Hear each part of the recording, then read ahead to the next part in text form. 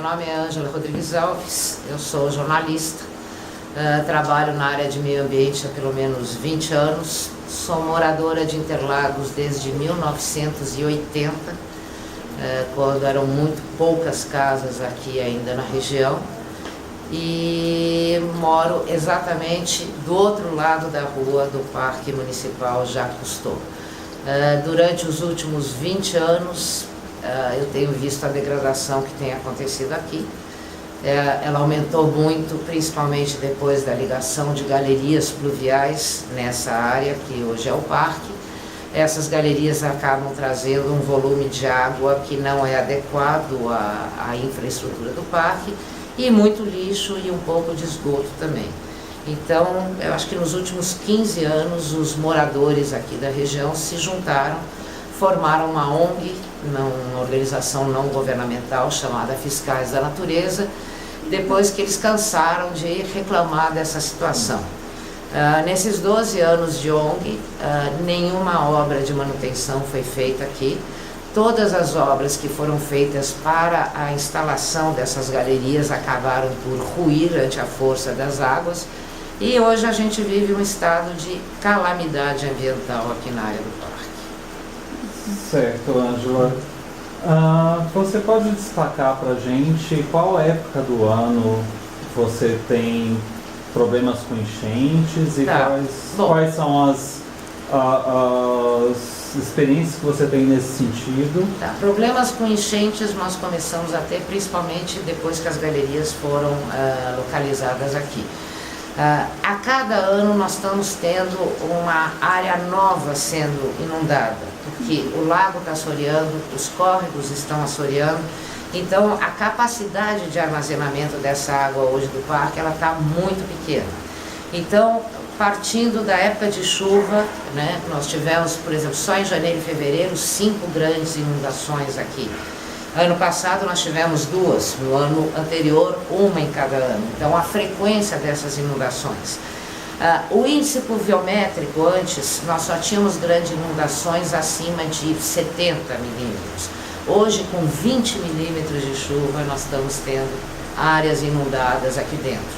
Não só na área do parque, como a partir de 2010, as casas localizadas nas quadras a jusante do lago também estão sofrendo inundações. Por outro lado, a época da seca, que antes era uma época tranquila, hoje não está sendo tranquila, porque foi tanto assoreamento trazido por essas inundações para o leito do lago, que ele não comporta mais a água e ele está muito raso. Tem trechos que ele tem 30, 40 centímetros. Então qualquer seca hoje acaba com o nosso espelho d'água. Nós ficamos com aquele chão de terra e de lixo, de terra rachada. Qual é a sua perspectiva a curto e médio prazo para a solução do problema? Você acha que isso vai melhorar ou que vai piorar? Olha, em 2000 a gente tinha uma perspectiva a curto prazo. Essa perspectiva não se resolveu, nós não conseguimos trazer para cá nenhuma verba que trouxesse as obras que a gente precisa. Isso fez com que a comunidade se juntasse nessa ONG, fomos ao Ministério Público, já foram instaurados inquéritos.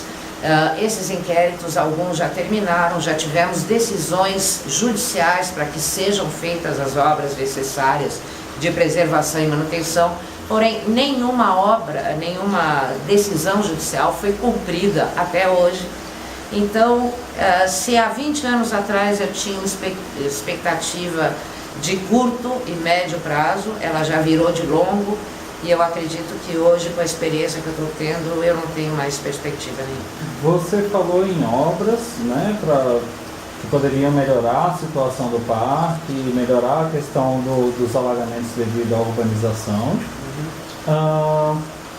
Você poderia elencar quais tipos de obras seriam necessárias para melhorar? Na minha visão, lembrando que eu sou jornalista, né, eu não entendo muito de engenharia, mas por todos esses anos que eu tenho acompanhado aqui o Laguinho, eu acho que seriam 3 fases. Primeiro, nós temos que terminar com a causa desse dano.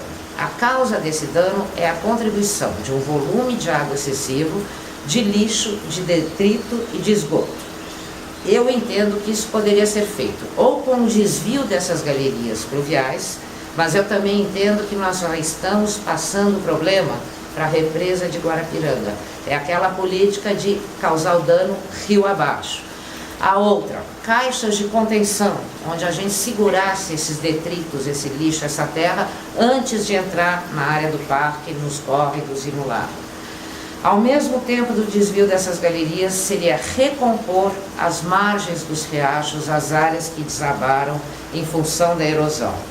E, por fim, o desassoreamento do lago para que ele continuasse a receber a água que vem tanto pluvial quanto das nascentes que nós ainda temos produzindo aqui dentro. Agora, para finalizar, eu gostaria que você falasse um pouquinho sobre a importância da fauna e da flora do laguinho para a comunidade aqui da região. Olha, eu diria que não é só fauna e flora, mas recursos hídricos também. O laguinho traz para a comunidade serviços ambientais que você não acha em outros lugares. Aqui a água brota do chão, ela é produzida em áreas de manancial. Ela não vem só do céu como São Pedro. Então a gente tem que proteger também essa geração de água e não contaminá-la justamente onde ela nasce. Mas a água traz uma vegetação que atrai uma fauna muito diversificada. Então hoje você tem aqui no centro de São Paulo um lugar em que você tem uma riqueza absoluta de fauna, flora e qualidade de água. Coisas que dificilmente você acha em São Paulo nos dias de hoje.